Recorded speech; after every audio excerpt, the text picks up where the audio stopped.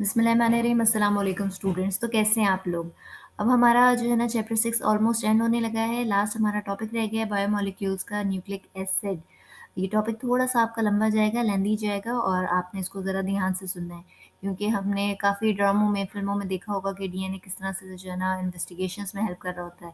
इसके पीछे basic science क्या होती है और ये किस तरह जो है ना इतनी इम्पोर्टेंट इन्फॉर्मेशन रिवील कर रहा होता है, तो वो आज हम इस वीडियो में देखेंगे। ठीक है? तो स्टार्ट करते हैं।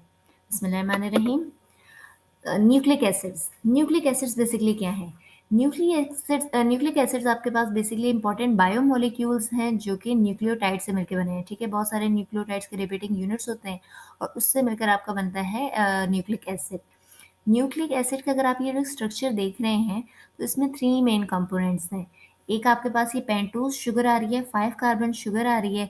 ये या तो फिर राइबोज होगी या फिर ये जो है ना डीऑक्सी राइबोज होगी। डीऑक्सी राइबोज डीएनए के में होगी और राइबोज जो है वो आपके पास आरएनए में होगी। सही। एक आपके पास पेंटोज शुगर आ रही है, राइबोज होगी या फिर ये डीऑक्सी राइबोज होगी। नाइट्रोजनस बेस आ रहा है और फॉस्फेट ग्रुप आ रहा है। ठीक है, PO4 आ रहा है आपके पास। ये इसका बेसिक स्ट्रक्चर आपने देख लिया। अब हम देखते हैं कि इसके टाइप्स कितनी है। इसकी तकरीबन आपके पास दो टाइप्स हैं, डीएनए और RNA. DNA deoxy ribonucleic acid और आरएनए राइबोन्यूक्लिक एसिड। तो सबसे पहले हम लोग देखेंगे डीएनए को। डीएनए यानी कि डीऑक्सीराइबोन्यूक्लिक एसिड। अगर आप जो है ना डीएनए की बेसिक कंपोजिशन को देखें तो ये भी डीऑक्सीराइबोन्यूक्लियोटाइड से मिलकर बना हुआ है। बहुत सारे डीऑक्सीराइबोन्यूक्लियोटाइड्स मिलकर डीएनए बनाते हैं, लेकिन इसका स्ट्रक्चर जो है वो इतना सिंपल नहीं है। अगर आप देखेंगे कि डीएनए को तो उसमें उसी तरीके से एक पेंटोज शुगर होगी। डीएनए की सूरत में वो डीऑक्सीराइबोज होगी, यानी कि राइबोज के कंपैरिजन में उसमें एक ऑक्सीजन कम होगी। नाइट्रोजनस बेस होगी। डीएनए में जो नाइट्रोजनस बेस होगी वो एडेनिन होगी, थाइमिन होगी, साइटोसिन होगी और ग्वानिन होगी। और एक आपके पास फॉस्फेट ग्रुप होगा।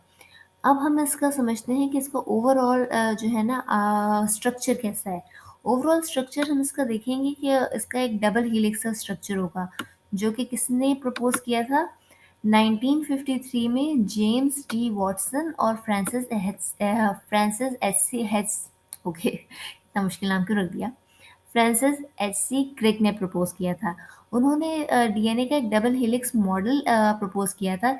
इस मॉडल के मुताबिक डीएनए जो है वो दो लॉन्ग स्ट्रैंड से मिलकर बना है न्यूक्लियोटाइड्स की। ये दो न्यूक्लियोटाइड जो दो लॉन्ग स्ट्रैंड्स हैं न्यूक्लियोटाइड्स की, ये एक कॉमन एक्सिस के ऊपर ट्विस्ट हो जाती हैं। सही। और इस मॉडल को प्रपोज करने के जो है ना एवज ये कह लें, इस मॉडल को प्रपोज करने के बाद उनको 1962 में बाकायदा नोबेल प्राइज से भी ऑनर किया गया था। सही। तो इसके अब स्ट्रैंड ओरिएंटेशन को समझते हैं अच्छी तरह। डायग्राम को आप देखते रहिएगा कि किस तरीके से हर स्ट्रैंड में आपके पास एक शुगर फॉस्फेट बैकबोन बन रही है। सही है, इसमें ऑल्टरनेट आपके पास चल रहे हैं। एक आपके पास डीऑक्सीराइबोस आ रही है और फिर फॉस्फेट ग्रुप आ रहा है, जो कि फॉस्फोडाइस्टर बॉन्ड से जो है ना ज्वाइन हुआ हुआ है आपस में। बेस पेयरिंग हम देखेंगे। बेस पेयरिंग जो है वो हाइड्रोजन बॉन्डिंग से के थ्रू हुई हुई है। नाइट्रोजनस बेसिस जो है, सही है, वो कैसे कहते हैं, आपस में पेयर बना रही हैं। एडेनिन थाइमिन के साथ पेयर बनाएगी और साइटोसिन ग्वानिन के साथ पेयर बनाएगी। एडेनिन और थाइमिन में जो है ना दो हाइड्रोजन बॉन्ड होंगे और साइटोसिन और ग्वानिन में तीन हाइड्रोजन बॉन्ड होंगे। और ये जो कॉम्प्लीमेंट्री बेस पेयरिंग है, इसका मतलब अगर आप समझें तो ये है स्ट्रैंड की जो सीक्वेंस है ना वो यूनिकली डिटरमाइन होगी, यानी कि हर स्ट्रैंड की जो सीक्वेंस है वो यूनिक होगी। और यही जो है ना डीएनए रेप्लिकेशन और उसके इंफॉर्मेशन स्टोरेज का बेस है। और यही इसका फंक्शन भी है कि ये जो स्टेबल शुगर फॉस्फेट एक्सटीरियर बन रहा है और इसके अंदर जो ये बेसिस टक्ड इन हुई हैं, इन्होंने जेनेटिक इन्फॉर्मेशन को कैरी आउट किया हुआ है। अगर मैं आपको इन्हें सीधे अल्फाज में समझाऊँ ना, तो एक तरफ ये देखें, ये डबल हेलिक्स स्ट्रक्चर बना हुआ है। अगर आप इस को खोल दें, ठीक है, और इसको इस लैडर की सूरत में देखें, तो इसका जो शुगर फॉस्फेट है वो उसका बैकबोन बना रहा है, वो लैडर के रेल्स बना रहा है। और ये जो बेस पेयरिंग है, जो जिसमें एडेनिन थाइमिन है, साइटोसिन ग्वानिन है, जहाँ पे हाइड्रोजन बॉन्ड के थ्रू ये ज्वाइन हुए हुए हैं, ये जो है ना उस लैडर के रिंग्स बना रहा है। सही। और ये आपस में ट्विस्ट हुए हैं, एक हेलिकल लैडर सा बना हुआ है। आई होप आपको इसका ये जो डीएनए का स्ट्रक्चर समझ में आया होगा।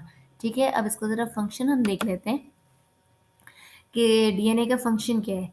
डीएनए का फंक्शन आप लोग इसको पहले भी देख चुके हैं कि ये हेरिडिटरी इन्फॉर्मेशन को स्टोर करता है, सही है।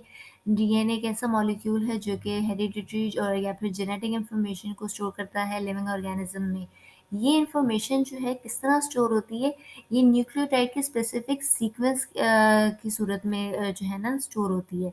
न्यूक्लियोटाइड्स अपने आप को जिस तरह अरेंज करते हैं डीएनए में, ये बेसिकली एक इनकोडेड इंफॉर्मेशन होती है, जेनेटिक इंफॉर्मेशन होती है। हर न्यूक्लियोटाइड की जो पोजीशन है वो जो है कैसे कहते हैं बता रही है कि अब जो है ना आगे जो ट्रेड्स बनेंगे या जो ऑर्गेनिज्म का जो फंक्शन होगा वो किस तरीके का होगा, ठीक है। और न्यूक्लियोटाइड्स के अगर आप सीक्वेंस का रोल देखें तो वो जो है ना एक तरह से बायोलॉजिकल कोड के तौर पर एक्ट कर रहा है। ये सीक्वेंस आपको डिटरमाइन करती है कि जब प्रोटीन सिंथेसिस के दौरान अमाइनो एसिड की फिर क्या सीक्वेंस होगी, वो किस तरह से असेंबल होंगे। क्योंकि प्रोटीन्स ही आप लोग देखते हैं कि मेजरली ये हर सेल के स्ट्रक्चर में उसके फंक्शन के लिए रिस्पॉन्सिबल होती हैं। तो एक तरह से इनडायरेक्टली डीएनए ये सारे सेलुलर एक्टिविटीज़ को कंट्रोल कर रहा है, क्योंकि डीएनए के पास इंफॉर्मेशन होती है, डीएनए के पास इंस्ट्रक्शन होती है। उसी इंस्ट्रक्शन से फिर प्रोटीन्स बनती हैं और फिर ये वही प्रोटीन रिस्पॉन्सिबल्स होती हैं सेल के स्ट्रक्चर के लिए, उसके फंक्शन के लिए। अब अगर आप ने ये कैसे कहते हैं जेनेटिक इन्फॉर्मेशन का कॉन्सेप्ट समझ लिया है, तो अब आप जीन का कॉन्सेप्ट समझें कि जीन क्या होती है। जीन डीएनए का एक स्पेसिफिक सेगमेंट है।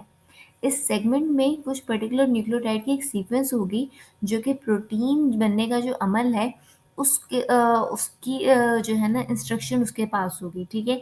एक जीन में यानी कि अगर एक जीन आपके पास है तो उसका मतलब एक प्रोटीन बनने की जो इंस्ट्रक्शन है ना वो उस जीन के अंदर स्टोर है।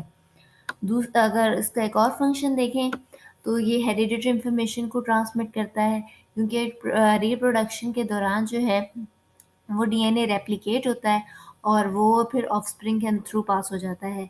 इससे फिर ये होता है कि जो जेनेटिक इन्फॉर्मेशन पेरेंट्स के अंदर स्टोर थी वो नेक्स्ट जनरेशन में भी पास ऑन हो गई है, सही है। इस ट्रांसमिशन के थ्रू जो है वो जो ऑफस्प्रिंग जो है ना अपने एंसेस्टर्स के काफ़ी कुछ फिजिकल फीचर्स, कुछ कैरेक्टरिस्टिक्स जो है ना वो इनहेरिट करता है।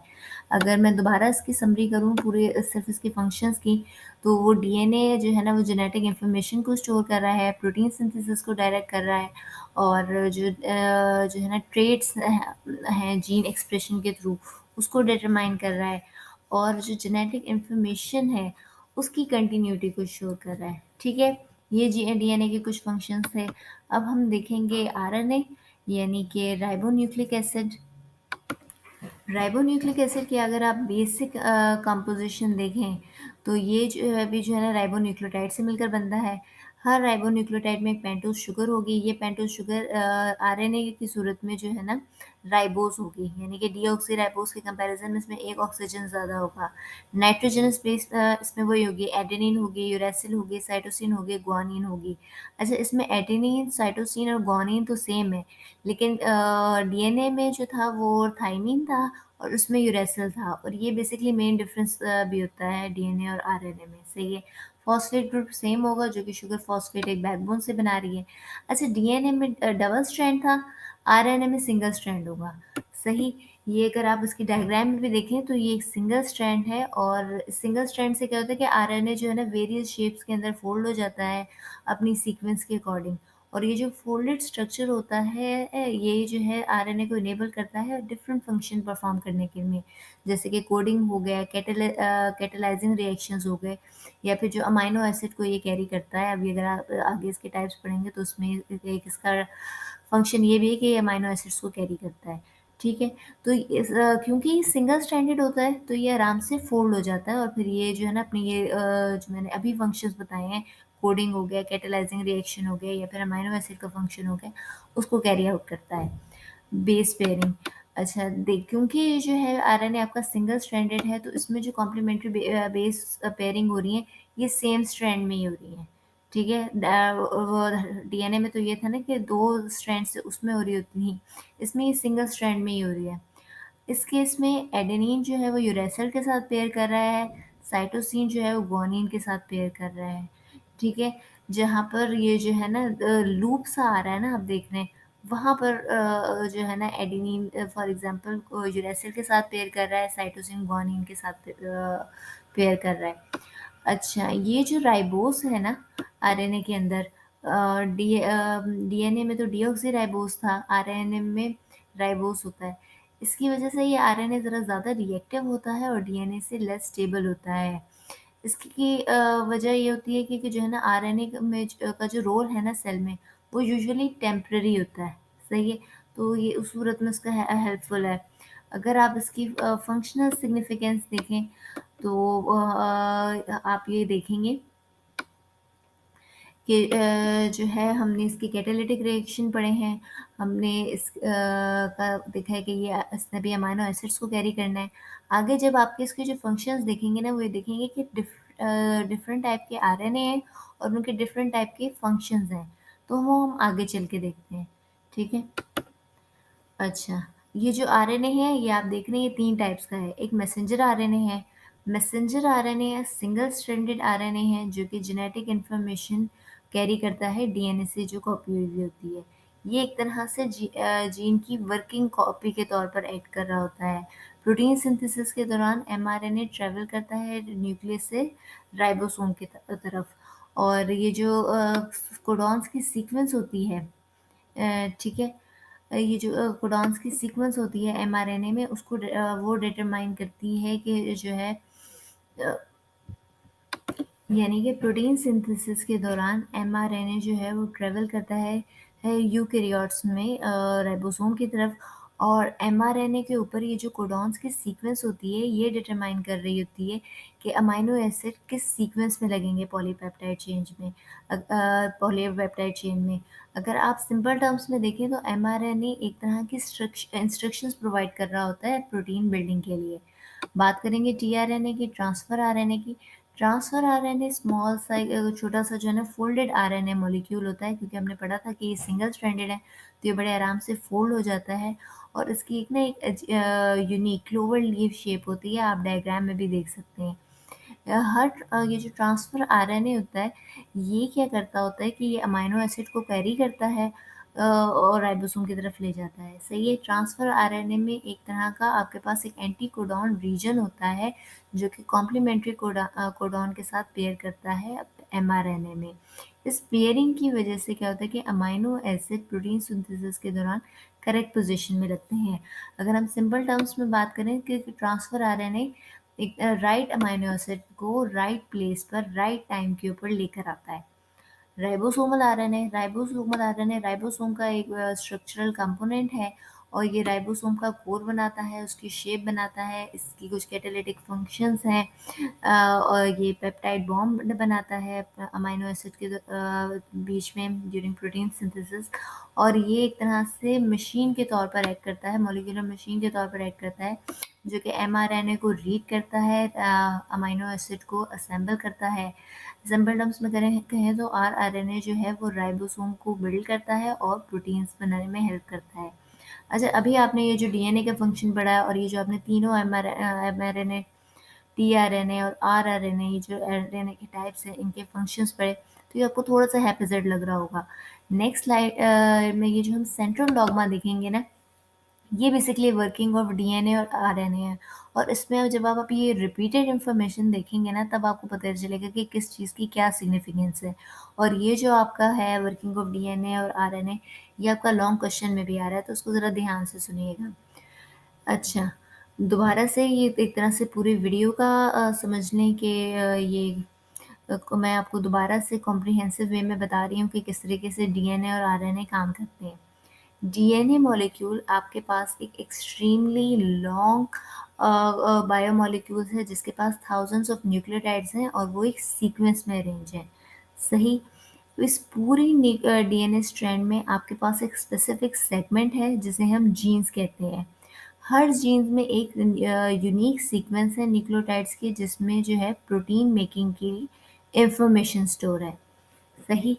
अब अगर ये जो है आप ये जो जीन जब आपकी एक्टिव होती है या जब ये काम करती है तब ये जो डीएनए की जो सीक्वेंस है ना, वो न्यूक्लियोटाइड्स की, ये कॉपी हो जाती है। ये कॉपी जो डीएनए की बनी है ना, ये डीएनए की की फॉर्म में नहीं बनी है, बल्कि इस डीएनए की कॉपी को हम कहते हैं एमआरएनए। सही।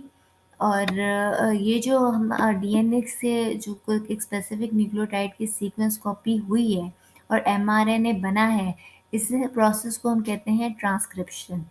सही। और ये जो एमआरएनए की कॉपी से जो है ना डीएनए सीक्वेंस बनी है, ये ट्रांसक्रिप्शन कहला रही है। ठीक है। अब इस ट्रांसक्रिप्शन के दौरान एक एंजाइम होता है आरएनए पॉलीमरेज। ये आरएनए पॉलीमरेज क्या करता है कि ये डीएनए को कोड को रीड करता है और एक कॉम्प्लीमेंट्री एमआरएनए स्ट्रैंड बनाता है। ये एमआरएनए स्ट्रैंड जेनेटिक इंफॉर्मेशन को कैरी करता है और न्यूक्लियस से ले जाकर साइटोप्लाज्म में जाता है। अब ये जो है एमआरएनए जो बन गया है, ठीक है, और ये जो राइबोसोम तक इसने ट्रैवल किया है, ये अब क्या करता है कि ये जो न्यूक्लियोटाइड की सीक्वेंस है एमआरएनए में, ये एक तरह से एज अ कोड सर्व करती है जिसे राइबोसोम रीड करता है। सही। और ये जो अब एमआरएनए से प्रोटीन बनेगी, इस प्रोसेस को हम कहते हैं ट्रांसलेशन। राइबोसोम में क्या होता है कि एमआरएनए की जो में जो ये न्यूक्लियोटाइड की सीक्वेंस है ना, इसको हम थ्री न्यूक्लियोटाइड के ग्रुप में रीड करते हैं और इसको हम कहते हैं कोडॉन।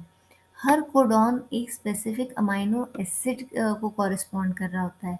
ये राइबोसोम जो है ना, फिर उस अमाइनो एसिड को जॉइन करता है प्रोटीन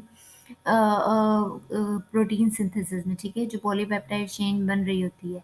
और ये जो पूरा प्रोसेस है, सही है, एमआरएनए से ये जो डिकोडिंग हुई है प्रोटीन के अंदर, इसे हम ट्रांसलेशन कहते हैं।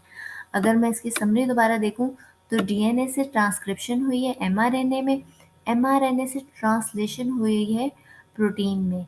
और ये जो पूरा इंफॉर्मेशन का फ्लो है, ये बता रहा है कि किस तरीके से जो है डीएनए उसके अंदर हेरिडिटरी इंफॉर्मेशन स्टोर हुई होती है और उसके थ्रू जो है ना लिविंग ऑर्गेनिजम्स के फंक्शन को जो है ना कंट्रोल किए जाते हैं और बिल्ड किए जाते हैं। आई होप आपको चीज़ें समझ में आई होंगी। टॉपिक काफ़ी लेंथी था और थोड़ा सा ये कॉम्प्लेक्स प्रोसेस भी है। ठीक है, आई होप आपको चीज़ें समझ में आई होंगी। अब अगर समझ में आए तो इस क्वेश्चन का ज़रा आंसर मुझे बताएं कि कौन से प्रोसेस में जो है ना डीएनए टेम्पलेट से एमआरएनए की स्ट्रैंड कॉम्प्लीमेंट्री स्ट्रैंड बनता है। रेप्लिकेशन में, ट्रांसलेशन में, ट्रांसक्रिप्शन में या फिर म्यूटेशन में। ठीक है स्टूडेंट, आपका ये टॉपिक भी कंप्लीट हो गया है और आपका जो है ये चैप्टर भी कंप्लीट हो गया हुआ है। चैनल को सब्सक्राइब करें, वीडियो को शेयर करें, लाइक करें और मेहनत करते रहें। Thank you so much. अल्लाह हाफिज़।